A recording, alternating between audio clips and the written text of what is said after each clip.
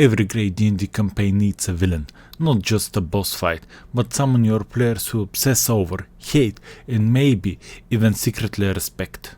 So, how do you create a villain that sticks with your players long after the campaign ends? Let's break it down. Hey everyone, welcome to my channel, your new home for all things dungeon mastering, from world building to encounter design, and of course, crafting unforgettable villains. Today, we're talking about how to write a villain that actually matters, the kind your players will remember forever.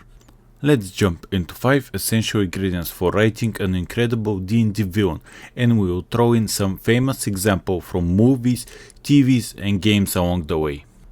Number 1. Give your villains a clear motivation. A villain without a goal is just a monster with a bigger stat block. The best villains want something, and not just evil for the sake of evil. What drives them? Power?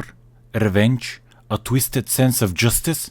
Think of Thanos from the MCU. He isn't just evil for fun. He believes wiping out half of all life is the only way to save the universe. That clear motivation makes him memorable. Maybe your villain wants to resurrect a fallen god, not because they're evil, but because that god saved them as a child. Motivation creates depth. 2. Make it personal to the players.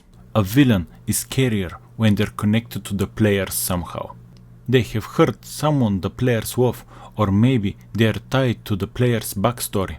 The best villains don't just threaten the world, they threaten the people your players care about. Darth Vader isn't just a galactic villain, he's Luke's father. That personal connection raises the stakes through the roof. Maybe your villain is an old party member the group thought was dead, or they were once the party's ally, twisted by dark magic. Number 3. Give them strength and flaws.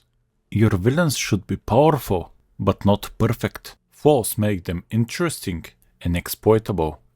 Maybe they're arrogant, obsessed, or blinded to something obvious. Tywin Lannister from Game of Thrones is brilliant and ruthless, but his pride and coldness alienated his own children, which ultimately led to his downfall. A powerful lich might have plan for everything, except the fact that they still talk to their long-dead lover, leaving behind clues for the party.